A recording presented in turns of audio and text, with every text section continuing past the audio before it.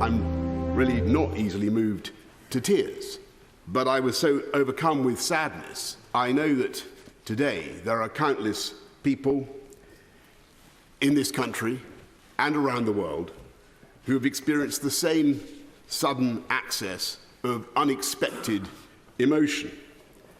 And I think millions of us are trying to understand why we are feeling this deep and personal and almost familial sense of loss.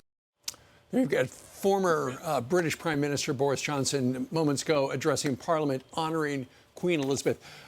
Piers Morgan had mentioned that before we went to break a moment ago, and so we wanted to play that for the folks, Piers. Piers, we understand tomorrow morning at 10 a.m., Charles will officially be proclaimed king. He has waited his life for this. What's he going to say? It's a very important speech. It's a huge moment, probably the biggest moment of Charles's life. This is a man who's been the longest serving royal apprentice in history, if you think about it. You know, he's been waiting for his chance to show that he too can reign.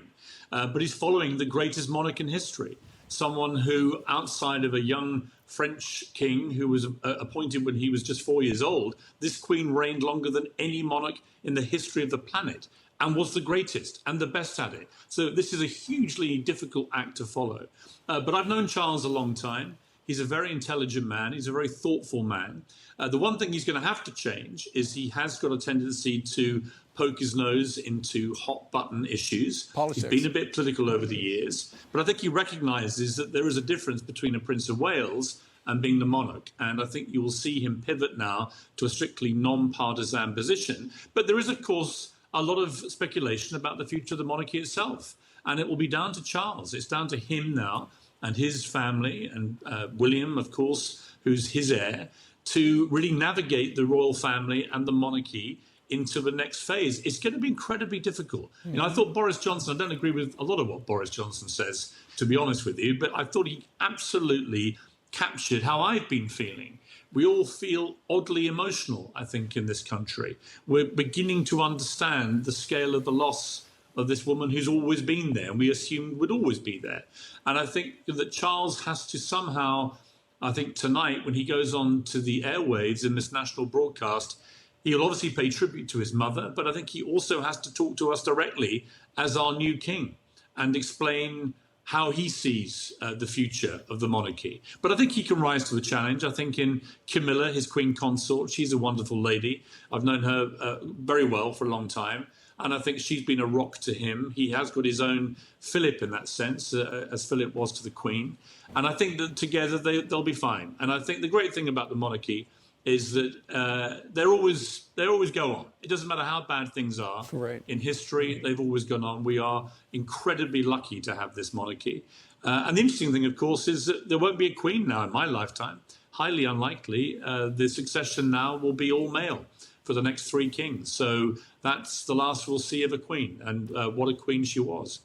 Got to ask you, your favorite topic, Harry and Meghan. What happens to them? Will we see them throughout the next few weeks, days?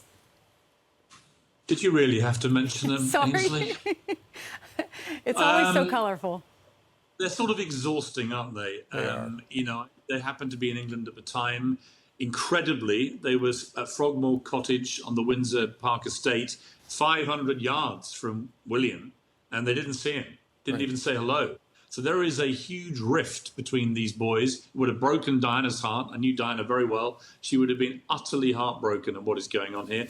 I heard from somebody very close to Prince Charles that he is incredibly hurt by the rift with his son. He doesn't understand it. It was only several years ago that he walked Meghan Markle down the aisle when her father wasn't able to make the wedding.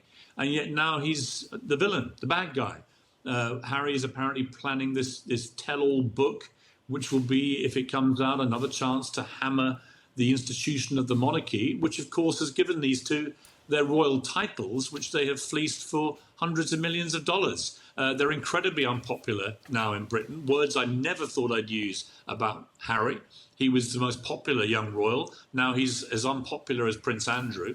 Meghan Markle is completely burned in this country. I think people just don't want to see her here because they see somebody who's on the make.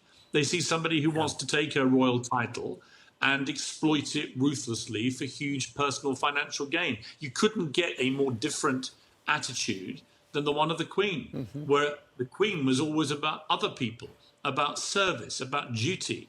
It was never about enriching herself because of her status. And I think it's incredibly sad that we now have this pair of renegade royals running around fleecing their royal titles. It shouldn't be allowed.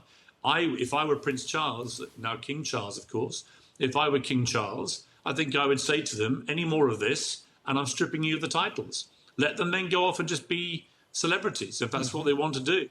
But don't do it as Duke and Duchess of Sussex, whilst you simultaneously trash the institution that gave you the titles. So we'll see what happens. I'm extremely uncomfortable about what they're doing and the damage it's done. And I have to say that, you look at the last 2 years of the Queen's life, she lost the rock of her life, her husband, Philip, and she was in ill health herself the whole time. And the whole time, these two were going on national television, trashing the royal family and the monarchy. Must have been incredibly hurtful to the Queen at a time when she least wanted it. So I just want to see a lot less of them, and I want to see what I think is happening in this country, which is this country rallying behind King Charles and his son and heir, William. I think they are the future. All right. Piers Morgan, the host of Piers Morgan Uncensored on Fox Nation. Sir, thank you very much. Thank you. We're sorry for your loss, Piers. Great to talk to you.